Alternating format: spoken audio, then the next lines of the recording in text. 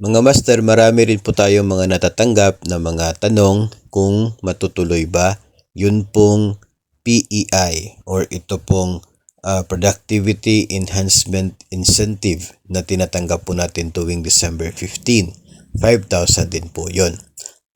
Ito po kasi ay matapos ng labas ng Executive Order number 61 ang Pangulo suspending the legal basis, no, suspending the implementation of the PEI, no, na legal basis ng PEI.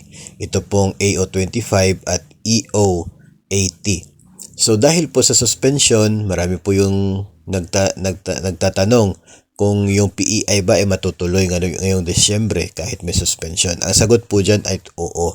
Matutuloy po yung PEI, no, na matatanggap natin tuwing December 15 kasi included na po yan sa budget ng 2024. Nasa pondo na po yan ng agency. Kahit may suspension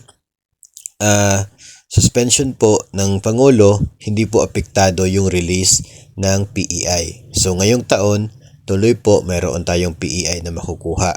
Pero pagdating po ng taong 2025, wala na po tayo dapat asahan na PEI kasi yung budget for PEI ay isasali na sa National Expenditure Program.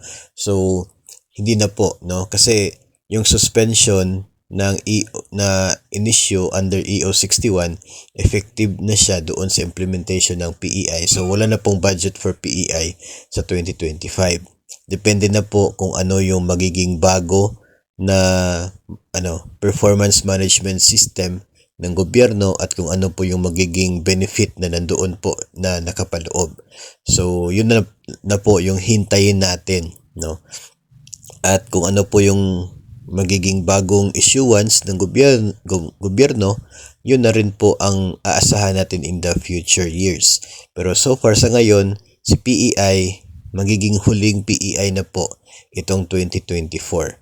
Sa 2025, wag na nating isali sa budget kasi dependent na tayo sa bagong magiging performance management system at magiging bagong reward, no, nga ilalabas ng ating pong gobyerno.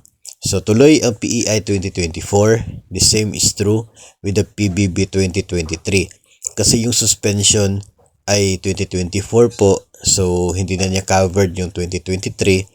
Yung mga agencies na magiging eligible sa PBB 2023, makakatanggap pa rin sila ng kanila pong performance-based bonus. Pero pagdating na 2024, hintayin natin kung ano po yung magiging bago na ipapasunod ng gobyerno at doon po tayo mag-base na naman ng ating mga expectations in the years to come.